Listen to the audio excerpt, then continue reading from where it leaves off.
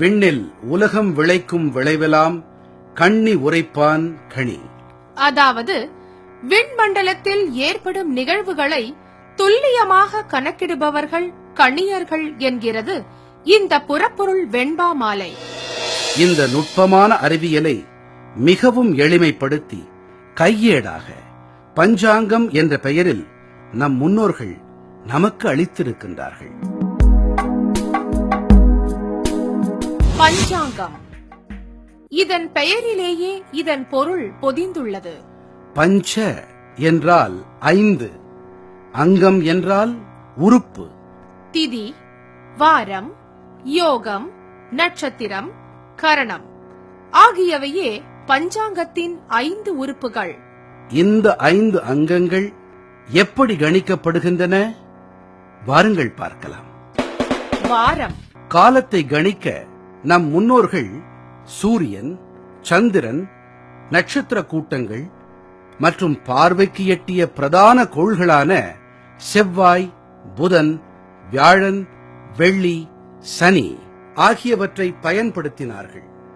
பூமியில் உயிர்கள் வாழ ஆதாரமான சூரியன், அதிலிருந்து ஒளி பெறும் சந்திரன், அதன்பின் செவ்வாய், புதன், வியாழன், வெள்ளி மற்றும் மெதுவாக நகர்ந்து செல்லும் சனியுடன் 7 கோள்களின் பெயரில் வரிசையாக 7 நாட்களை அமைத்து வாரம் என்று பெயரிட்டனர். இந்த 7 நாட்கள் கொண்ட வாரம் பஞ்சாங்கத்தின் ஒரு அங்கம். நட்சத்திரம், சந்திரன் பூமியை சுற்றி வருகிறது.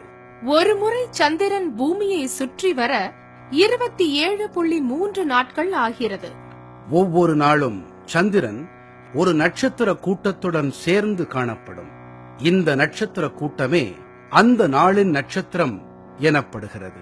அரைட்டிஸ் பீட்டா மற்றும் அரைட்டிஸ் காமா என்ற நட்சத்திரங்கள் சந்திரனுடன் சேர்ந்து பயணிக்கும் நாள் அஸ்வினி நட்சத்திரம் ஆகும். இந்த திரையில் சந்திரனுடன் 35, 39 மற்றும் 41 அரைட்டிஸ் நட்சத்திர கூட்டங்கள் சேர்ந்து காணப்படுகின்றன. இந்த நட்சத்திர கூட்டத்தை நாம் பரணி நட்சத்திரம் என்கிறோம். இப்போது திரையில் பாருங்கள்.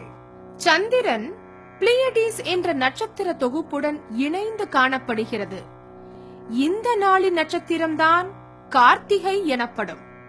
இவ்வாறு ரோகிணி, மிருகசீரிஷம், திருவாதிரை, புனர்பூசம், பூசம், ஆயில்யம், மகம், பூரம், உத்திரம், ஹஸ்தம், சித்திரை, சுவாதி, விசாகம், அனுஷம், கேட்டை, மூலம், பூராடம், உத்திராடம், திருவோணம், அவிட்டம், சதயம், பூரட்டாதி, உத்திரட்டாதி, ரேவதி என்று நாட்கள் சந்திரனுடன் பயணிக்கும் நட்சத்திர கூட்டத்தின் பெயரால் அழைக்கப்படுகின்றன.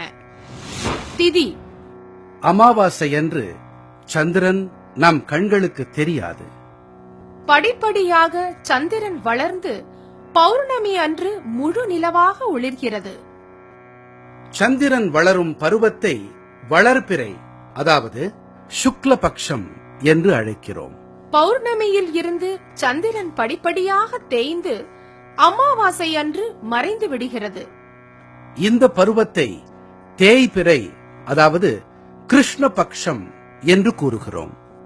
அமாவாசை அன்று சந்திரனும் சூரியனும் ஒரே பாதையில், அதாவது 0 டிகிரியில் இருக்கின்றன.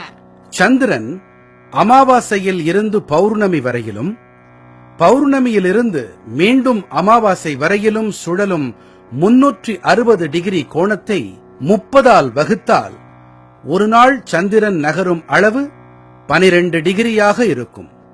சந்திரனின் ஒவ்வொரு 12 டிகிரி நகர்வையும் ஒவ்வொரு திதியாக பஞ்சாங்கம் கணக்கிடுகிறது.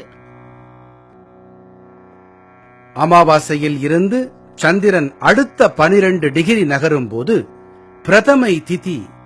இது போலவே அடுத்தடுத்த 12 டிகிரி நகர்வுகளை த்விதியை, திருதியை, சதுர்த்தி, பஞ்சமி, சஷ்டி, சப்தமி, அஷ்டமி, நவமி, தசமி, ஏகாதசி, துவாதசி, திரையோதசி, சதுர்தசி என்று 14 திதிகளாக கணக்கிடுகிறோம்.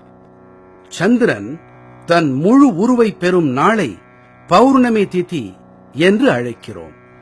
இதுபோலவே சந்திரனின் தேய்பிறை திதிகளும் பிரதமை, த்விதியை, திருதியை என்று இதே வரிசையிலேயே அழைக்கப்படுகின்றன. கர்ணம், பூமி தன்னைத்தானே ஒருமுறை சுற்றி வர எடுத்துக்கொள்ளும் கால அளவு 24 மணி நேரம். இதையே 60 நாழிகை என்று பஞ்சாங்கம் கணக்கிடுகிறது.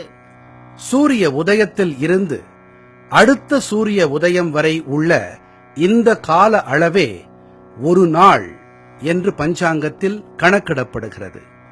இதன் அடிப்படையில் ஒரு நாழிகை என்பது 24 நிமிடம் ஆகும். ஒரு நாழிகையில் பூமி 6 டிகிரி சுற்றுகிறது. பூமியின் ஒவ்வொரு 6 டிகிரி சுழற்சியையும் கர்ணம் என்று பஞ்சாங்கம் குறிப்பிடுகிறது. யோகம், அமாவாசையில் இருந்து சந்திரன் நகரும் போது சந்திரன் மற்றும் சூரியன் இடையே ஏற்படும் ஒவ்வொரு 13.2 டிகிரியும் யோகம் என்று அழைக்கப்படுகிறது. ஒரு முழு வட்டமான 360 டிகிரியை சந்திரன் இப்படி சுற்றி வரும்போது 27 யோகங்கள் ஏற்படுகிறது. மாதம், சந்திரன் அமாவாசையில் இருந்து மீண்டும் அடுத்த அமாவாசை வரை ஒருமுறை சுற்றி வர எடுத்துக்கொள்ளும் கால அளவு 29.5 நாட்கள்.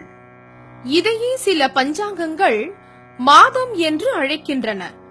இதன் அடிப்படையில் ஒரு ஆண்டு என்பது 354 நாட்களை கொண்டதாக அமைகிறது.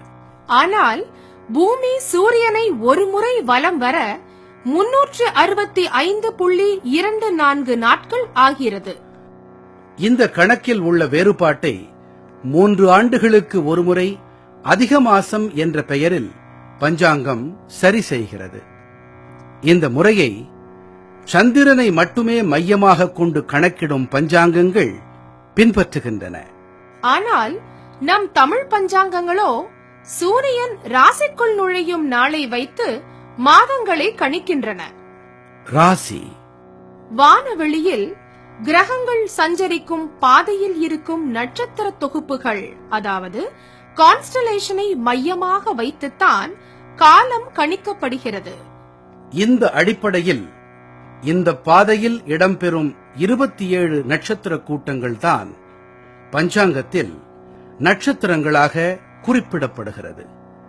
இவை 12 ராசிகளாக பிரிக்கப்பட்டு அந்த நட்சத்திர தொகுப்பின் வடிவத்தின் பெயரால் அழைக்கப்பெறுகிறது. ஆடு போன்ற அமைப்பை கொண்ட நட்சத்திர கூட்டம் மேஷம், மாடு போன்ற அமைப்பில் உள்ள நட்சத்திர கூட்டம் ரிஷபம், மிதுனம், கடகம், சிம்மம், கன்னி, துலா, விருச்சிகம், தனுசு, மகரம், கும்பம். மீனம். இந்த ராசிகளில் சூரியன் சஞ்சரிக்கும் கால அளவே ஒரு மாதம் ஆகும். தமிழர்கள் பழக்கத்தில் இருக்கும் பஞ்சாங்கங்கள் சூரியனை மையமாக வைத்து மாதங்களை கணக்கிட்டாலும் பௌர்ணமி அன்று சந்திரனுடன் பயணிக்கும் நட்சத்திரத்தின் பெயரிலேயே மாதத்தின் பெயர் அமைக்கப்பட்டுள்ளது. சித்திரை நட்சத்திரத்தில் பௌர்ணமி அமையும் மாதம் சித்திரை, விசாக நட்சத்திரத்தில் பௌர்ணமி அமையும் மாதம் வைகாசி, அனுஷம் நட்சத்திரத்தில் பௌர்ணமி அமைந்தால் ஆனி மாதம், உத்திராடம் அதாவது உத்திர ஆஷாட நட்சத்திரத்தில் வரும் பௌர்ணமி ஆடி மாதம், திருவோணம் அதாவது ஸ்ரவண நட்சத்திரத்தில் முழு நிலவு தோன்றும் மாதம் ஆவணி, பூரட்டாதியில் முழு நிலவு என்றால் புரட்டாசி மாதம், அஸ்வதியில் பௌர்ணமி வந்தால் ஐப்பசி மாதம், கிருத்திகையில் முழு நிலவு கார்த்திகை, மிருகசீர்ஷ நட்சத்திரத்தில் முழு நிலவு தோன்றினால் மார்கழி, பூசம் என்கிற தைச்சட நட்சத்திரத்தில் பௌர்ணமி வந்தால் தை, மகத்தில் முழு நிலவென்றால் மாசி, உத்திரம் என்று கூறப்படுகிற உத்திர பல்குனி நட்சத்திரத்தில் பௌர்ணமி வந்தால் பல்குனி அல்லது பங்குனி மாதம். இப்படி முழுநிலவு தோன்றும் நட்சத்திரங்களின் அடிப்படையில் மாதத்தின் பெயர்கள் அமைந்திருக்கின்றன. இவ்வாறாக மாதங்களின் பெயர்கள் எல்லாம் நம் கண்களால் அறியப்படும் வண்ணம் கணக்கிடப்பட்டுள்ளன. ஏன், எதனால், எப்படி என்ற வினாக்களின் அடிப்படையில் பரிசோதிக்கப்பட்டு உறுதிப்படுத்தப்படும் அறிவையே அறிவியல், அதாவது சயின்ஸ் என்று அழைக்கிறோம். நம் பஞ்சாங்கத்தின் ஒவ்வொரு அளவீடும் நாம் வானத்தை பார்த்து உறுதிப்படுத்திக் கொள்ளும்படியாக உள்ளதால் பஞ்சாங்கம் ஒரு அறிவியல் பொக்கிஷமாக கருதப்பட வேண்டும். ஆனால் நம் அன்றாட பயன்பாட்டில் உள்ள ஆங்கில நாட்காட்டிகளை அறிவியலால் உறுதிப்படுத்த முடியாது.